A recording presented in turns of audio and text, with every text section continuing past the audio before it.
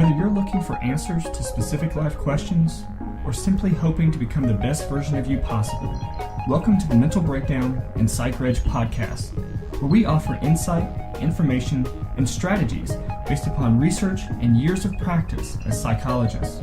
So sit back, have a listen, and get connected with our hosts, Dr. Berney Wilkinson and Dr. Richard Marshall. Welcome back. All week long, we've been talking about relationships, the keys to healthy relationships, the keys to sustained relationships. And today we're going to talk about probably one of the most common, I suppose, books and ideas behind maintaining a healthy relationship, and that is the love languages. It is well known? Yeah. By some. And the reason we're talking about relationships is comes under the broader category of love, right? Which we're talking about this week in preparation for that national holiday next Wednesday. Valentine's Day. Which is Valentine's Day. Yeah. So we thought in preparation for Valentine's Day, we ought to take a look at love, particularly relationship, right? Adult relationships, right? And impart some words of wisdom to help listeners get better at loving and being loved. Yeah, and we're going to talk. We're pulling some stuff from an article that's listed in the show notes. It's from Standard Media, and actually it's from Standard Media Kenya, which is interesting. It's our first time checking out the Kenya, version or edition of Standard Media. Right. But also we included a link to the 5 love languages actual website, because they have an online test that you can take there to learn what your language is. Right, and we would encourage.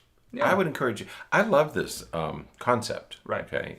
This very well-known concept that I didn't know about until we did this. Yeah. Is it really well-known? It is. You did. It is. Yeah. And Gary Chapman is the author. He's the developer or initiated this whole concept of love languages. And what I like about this is it really helps to clarify. Right. And it gives you something you can work with. Right. So I really like that it when I was reading it, I thought about couples that I see, and I thought, wow, this would be really helpful with some of those couples, because that's all they're struggling with. Right. They just speak 2 different languages. They really like each other, and I'm thinking about one couple in particular.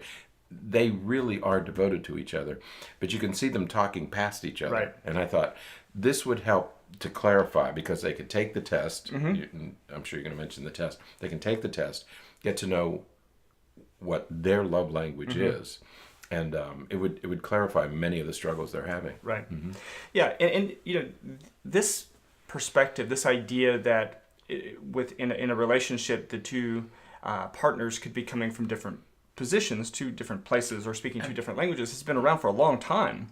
I mean, you remember Gray's Men are from Mars, Women are from Venus.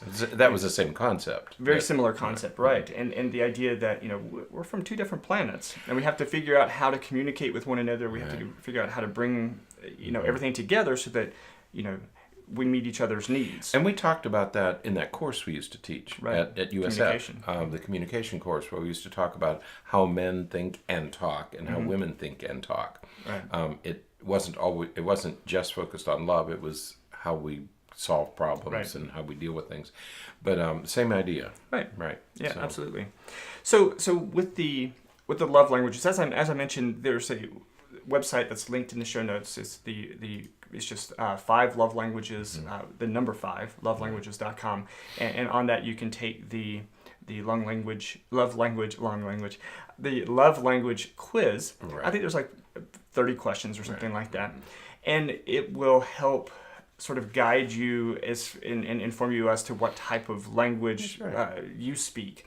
And there's 5 different languages. Right. There's the words of affirmation, the quality time, physical touch, acts of service, and gifts. And so it kind of goes through these 5 areas, and when you take the quiz, it'll tell you which areas you're strongest in, and which areas you're weaker in. And it's not like a strength or a weakness. It's more like, this is the way that I prefer to communicate, and this is the way that I don't typically communicate. Right. So it's questions like, which would you prefer? Words of appreciation from your partner, or a token of appreciation, or a small gift from your partner? Which one would you prefer? And it kind of goes through and differentiates between these 5 different languages based on what you prefer and enjoy. I'm smiling because I've been married for, I don't know, Ever? 120 years or Yeah, something like something that. And I thought this would have been a great wedding present. Yeah. This would have been a great wedding gift, because I could have avoided a lot of heartache along the way if I had known this years and years and years ago. Right. Probably before Gray wrote his book. But this would be a great wedding present. If you knew this, it would help you avoid a lot of volcanoes in your marriage. You know? Right. Volcanoes, heartache, frustration. And misunderstandings. You know, just because it's so.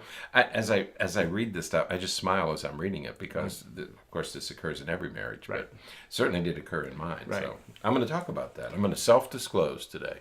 All right. Well, that sounds exciting. I'm looking forward to that.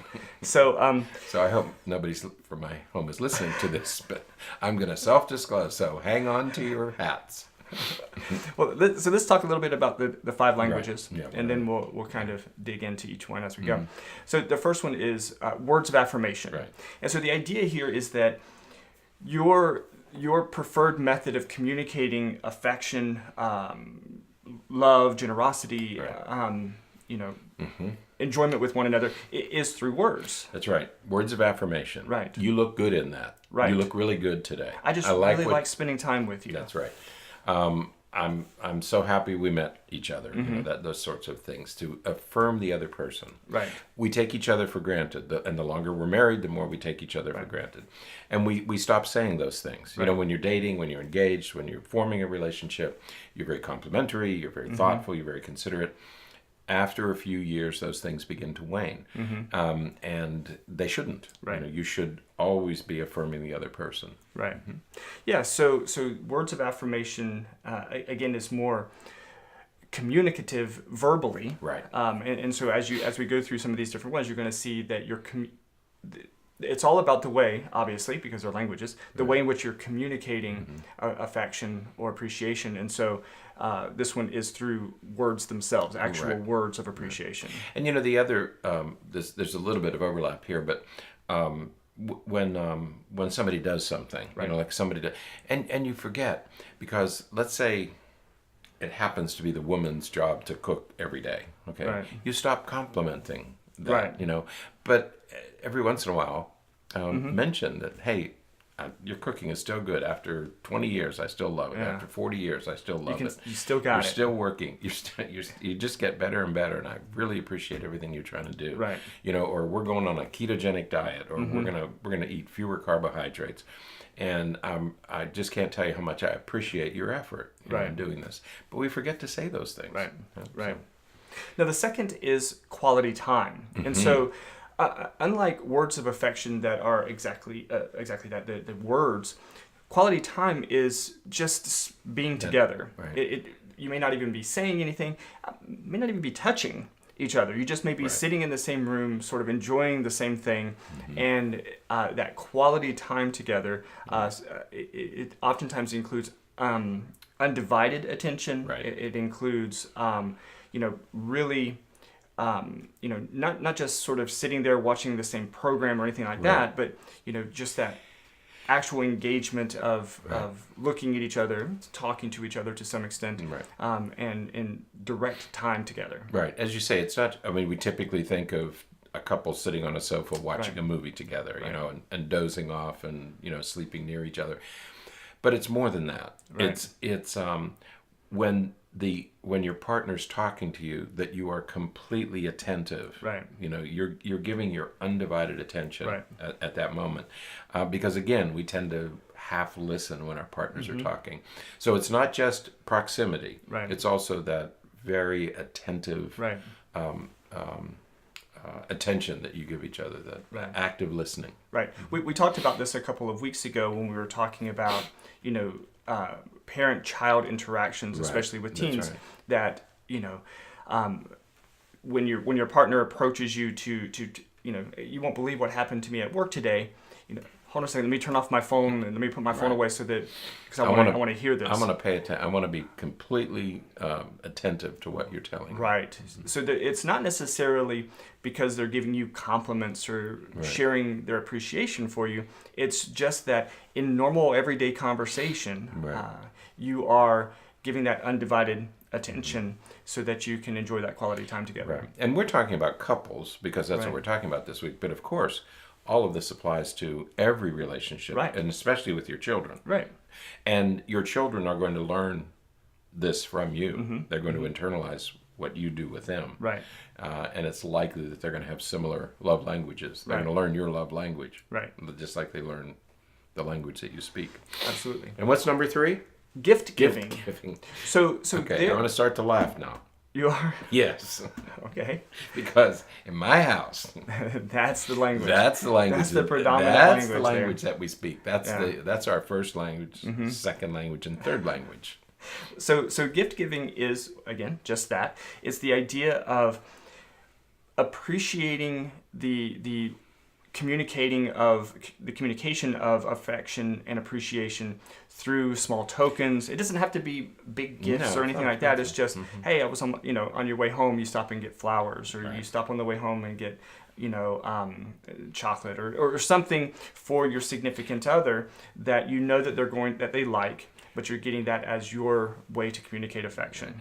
I said I was going to self-disclose. You know those, what are they called? Frosties, or you buy them at 7-Eleven? Polar Pops? No, they're beverages. Oh, slushies. Slushies, right? My kids love slushies, and so does their mother. And that's a gift, because I would stop occasionally and when it's real hot in the summertime, I would stop and get slushies. And it was like I was bringing in, I don't know, some kind of truffles from France or something. And it was just these little slushies. I'd bring 3 little ones home. They would they thought, man, what a nice dad. He brings us slushies, right? But that's perfect, because there's that 7-Eleven right on their way to your place. So they don't thaw out before I get home. Yeah. Right? They're still cold and everything. They would be so happy. They would just be thrilled. Oh, Dad got slushies and it's hot today. So it doesn't take a lot. No. Okay? No. But the other thing that struck me is, and I'm horrible about this. When people give me gifts, I'm always embarrassed. Right. I have no idea why. Right. But I'm always embarrassed. But what they're saying, when they give you gifts, what they're saying is, I care about you. Right. And it's that you should be responding to. A gift is like, for them, a gift is words of affirmation. It's a compliment. And I never thought of it. I always felt guilty because I'm not doing anything special. Why would you give me something? Why do I deserve this? But that's not what they're saying. Right. They're saying, I care about you. Right. I love you. And that's what you should be responding to. Right. When my wife gives little cards and, I should be responding and saying, oh, she likes me. Instead of, damn, she's emptying out the bank account. So I should see it as affirmation, right? You should. And it's different. I'm similar. I certainly like receiving things, sure. But to me, it's it's oftentimes a fun thing. It's that kind of thing, as opposed to, here, this is how I'm going to show how much I appreciate you. Let me get something for you. Because I find that very difficult. I find it very difficult to, some people are just so good at, we work here with someone here in the office who is just, she loves Christmas, and she is so good absolutely spot on. They are so good at getting just the perfect gift. Right. And I'm not good at that. And I'm worse than you. Because I think I will remember. I'll think about things like in July, someone will say, "Oh, I really want to get this," and I'll think, "Oh, that'd be a great Christmas gift." And then Christmas comes around, I'm like, "Man, I should have put that in my phone because I have no idea what it was." I don't know what to get this for. Oh, it's absolutely true, and it humbles me when I receive something. I met a person. I think I can say this, a student, but an older student, not an undergraduate or anything. And she gave me these things about brain stuff, okay, Right. little brain thing. And I never thought about it at the time, but what it was affection. You know, I Right, like you. I appreciation. appreciate this. I Right. appreciate this experience, and this is my way of showing it. Right.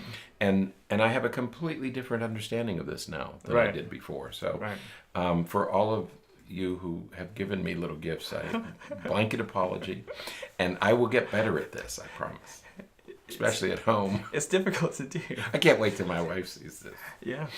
Now, number 4 are acts of service. Right. And so with 4, so we've talked about using words of to show appreciation and affection. We've talked about spending quality time and giving that undivided attention as a sign of affection. Right. We've talked about giving small tokens or gifts as ways to show affection.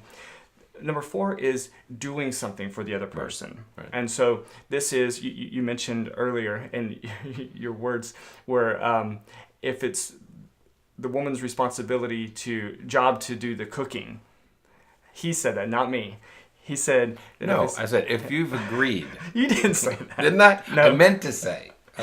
My intention was that if you... Oh, wait a minute. I'm not apologizing. I do the cooking in my house, so I'm not apologizing for that. No, I'm not backing down. I do the cooking in my house. Okay, so Sexist. so if you do the cooking in the house, an act of service would be if you got home one day and cooking was already done. Right. And it's like, oh, we decided to do, or you do the cooking and someone says, hey, you know what, I got the dishes. Don't worry about it. Thanks so much for cooking. This one hit me because I saw it was a man. I was dealing with, there was a divorce, but I was working with the man, the husband. And one of the recurring themes in our therapy was all of the things that he did that went unacknowledged. Right. And the words he would use were, I did it to show her that I care, Right. that I will do this for you. Right. He said, but then it became an expectation. Right. And it became his job. And he began to resent that. Right. And so be careful with this because I'm perfectly happy to do these things. Right. But it shouldn't become Right. my job. Right. And if it does become my job, then I want to go back to number 1 with words of affirmation. Right. That, okay, I'll take this on and I'll do the cooking or I'll do the cleaning or I'll do the yard work or I'll do whatever. I'll take care of the bills. But don't make that my job. And I think couples can get into trouble with this one. So be careful about, make sure you acknowledge that it's an act of service and it doesn't become your job, your chore. Yeah. So because it did wreck this marriage. I Yeah. mean, he became so resentful that Right. they eventually divorced. and oftentimes acts of service, if one person tries to communicate love through acts of service and the other person doesn't communicate that way. Right. Like in my home, my wife, for whatever reason, likes to mow the yard, mow the lawn. She enjoys mowing the lawn. Don't ask me. You won the wife lottery. She enjoys mowing the lawn. She enjoys it? She does. Are you sure? Yeah. Because she's going to get resentful. Here's how I know. The other weekend, I went home. I came home early from work on Sunday. And Sunday I said, morning. Yeah. Right.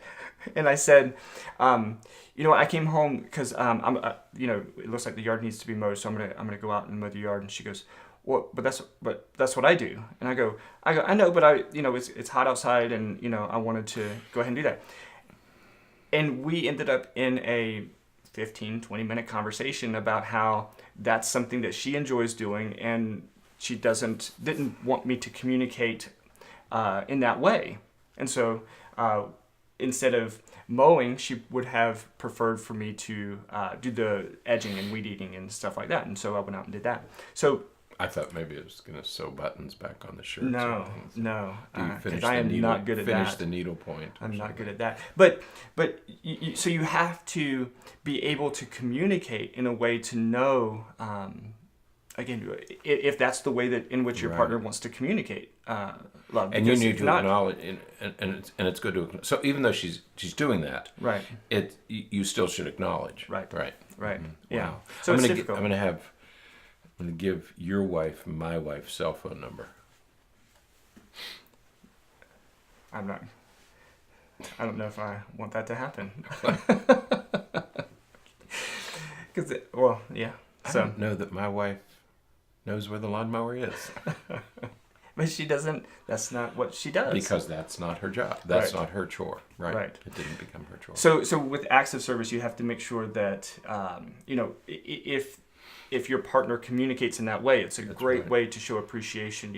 Hey, I know that you needed to run to the post office or to the bank, but you know what? I'm going that direction. Let me do that for you so that you don't have to make a special trip out. It's a way of saying I love you. Right. And you have to. But you have to know that that's what they want to hear. That's what they mean. That's what they intend. Right. Mm-hmm. Now, the fifth one, number 5, the fifth and final one on the list is physical touch. Right. And so this is the actual, it's not necessarily physical intimacy from the perspective of private time in the bedroom or anything like that. This can be, holding hands while you're walking in public, or this could be, rubbing each other's back, or it could be any form of just a hug. It could be any form of physical contact, and that is the way that the person communicates love and affection. That's right. And I think it's tragic when I see couples and one of them wants physical touch and the other just doesn't do that. Right. And I don't know why, because that's one of the ways that I communicate. Right. But you're right. It's not.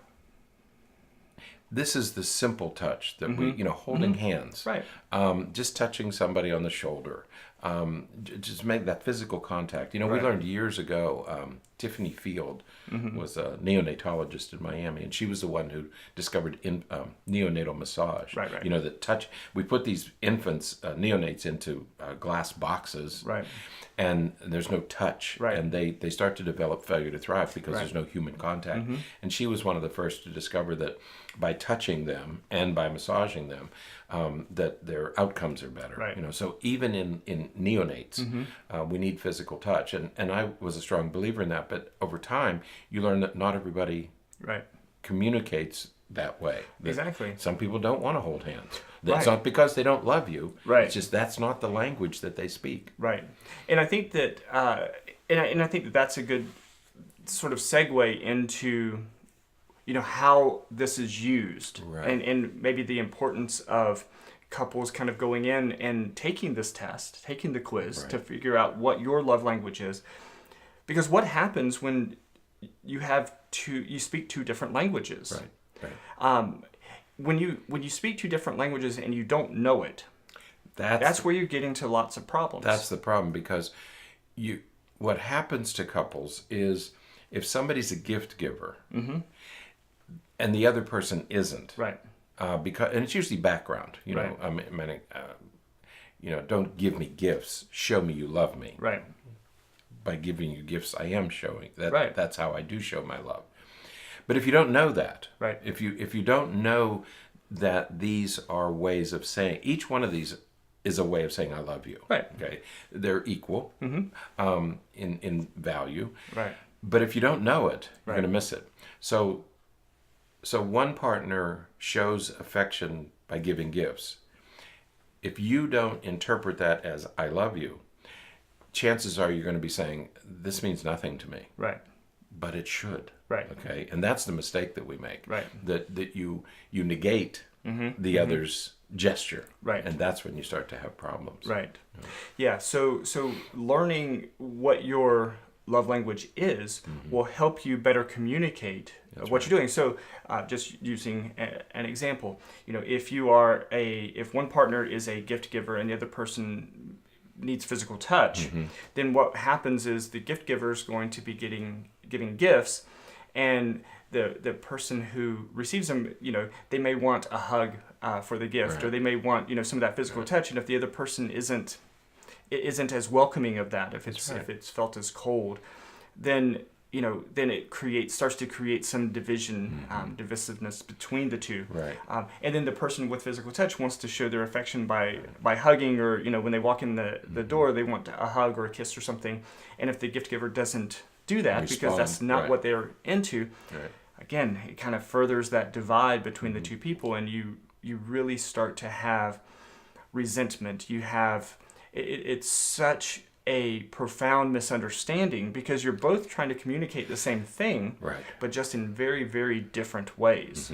Miscommunication, Right. which is what causes relationships to fall apart. Right. I had another thought as I was going through this. We often say to couples who are forming a relationship, we see couples who are just in the early stages of a relationship. They're thinking about marriage, but they begin to struggle with the relationship. And one of the things we often say is, this is the best your relationship is ever going to be, right, in the early stages. Right. Okay, and we say that routinely. And now I understand why. Because in the early stage of a relationship, you're using all 5 languages. Right. Okay. Yeah. You're doing everything. You're buying gifts. You're saying how great she looks. Right. You're telling him how wonderful he is. Right. You're speaking all 5 languages during the early phases of a relationship. As the relationship matures, rather than developing an understanding of these, they start to become liabilities, right, because you start to drop out. You know, you stop complimenting, right, okay, or you stop hugging, right, or you stop affirming, or you stop doing things. I mean, when you're in when you just start a relationship, you'll do anything. You'll do all the work, right? Okay, yeah. But after over time, you can't sustain that. You don't sustain it, and that's when relationships begin to unravel. Right. But if you realize that that's happening, right, that during the early stage, I'm using all 5 languages. Years later, I'm using 1 or 2 of them. Right. Okay, and we're miscommunicating on those 1 or 2. Yeah. So it gives you a nice.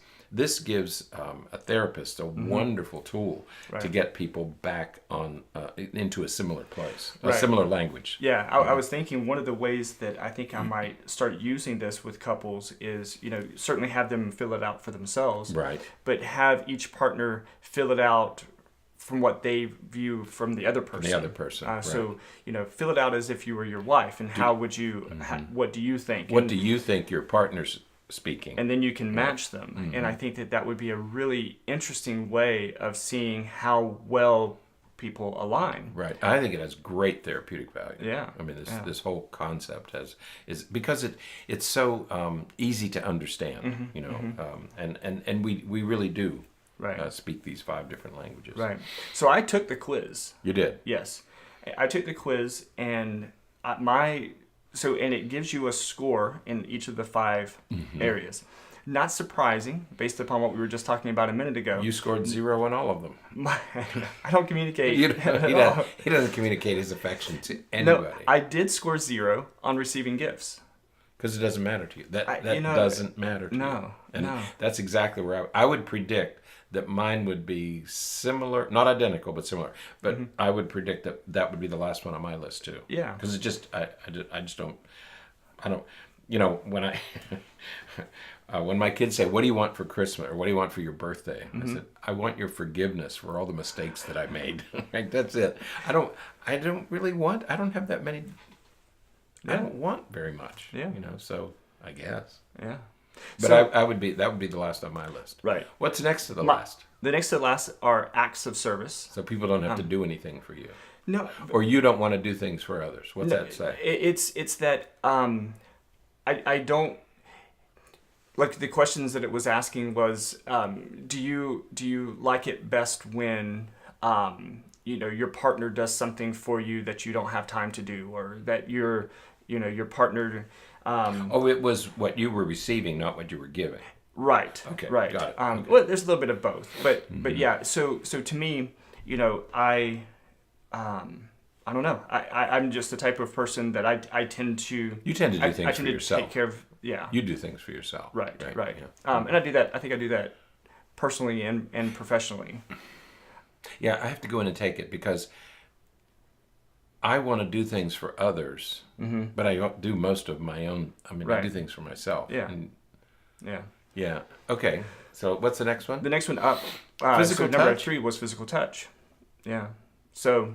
Yeah, I guess. That's okay. That's probably true. But my top 2, and they were very close, 10 and a 9. 10. Yeah. They're almost the same. Yeah, 9 is quality time, right. And 10 is words of affirmation. Right. And so what it makes me feel like is that mine must be, and I don't know that I would have predicted it going in, my 2 languages primarily focus on communication that interaction, that interpersonal interaction. I've been asking you as you go through these on yours, is it what you want to receive or what you give?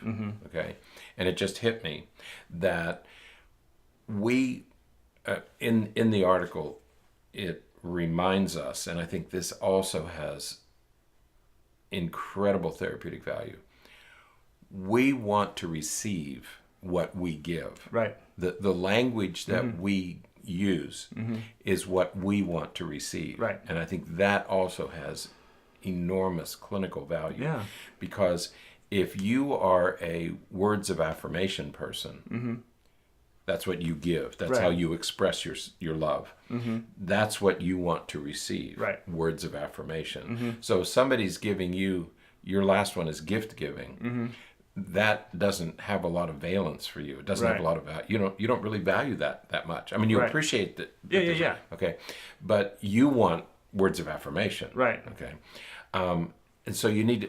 So couples need to remember that this person's still saying "I love you," and just because he or she is not saying it the way you like, doesn't mean you're not getting that you're not getting words of affirmation. It's just in a different form. Right. So what's important here is that you figure, once you know what your language is, and as you said, the language that you want to receive as well as the language that you're sharing. Right. Once you have an idea about that for yourself, but also for your partner, then that's when we have to work to adjust. Because I think it will be work for me, and this would not happen in my family because I don't think it would happen because I feel like I know my wife well enough. Gift receiving would be low on her list as well. If it wasn't, and that was at the top of her list. What if your 10 was words of affirmation and her 10 was gift giving? That would be a lot of. I would have to do a lot of work to figure out how to best do that. Because you would be receiving gifts. And you'd have to reinterpret that as "I love you." Right. But you would also have to give gifts, which is something that doesn't come naturally to you. Right. Wow. And then she would be doing that's the other side. Maybe that's what they mean by marriages. Relationships take a lot of work. It does. Because this translates all that work into specific actions. Right. Absolutely. And interpretations. Absolutely. I'm glad we ended with this one. Yeah, it's a really interesting model for really relationships. Right. This is a very useful. I think it would be really useful for therapists and counselors. Yeah. So we certainly encourage you to jump on there. We're not affiliated with Gary Chapman in any way or anything like that. But it's a fantastic model and way to, if nothing else, it introduces a way to think about your relationship and to engage in some strategies for improving the way that you communicate. And wouldn't it be a wonderful thing? I'm thinking of my children who are older teenagers and young adults. None of them are married or in. I don't know whether they're in serious relationships or not. But if they know this, this would be a useful tool for them to carry into their relationship world. So we may talk about that this weekend in our household. Absolutely. That'd be good. Yeah. Well, great. So that's it. Very useful. Yeah. Very good. So check out the websites that we have linked in the show notes and let us know what you think. Love to hear what your love language is. So until next time, stay happy, stay healthy, and don't forget to be afraid. Thanks for sharing this episode of the Mental Breakdown and Psychreg podcast. Be sure to check out the show notes for links to follow us on Twitter and subscribe to our YouTube channel, where you will find all of our previous podcasts and much more. We would be honored if you would become a patron through patreon.com, where any donation you can manage will go to the development and creation of more content. Just visit patreon.com/thementalbreakdown for more information. Thanks again for listening. Have an awesome day, and we look forward to being back in your feed tomorrow morning.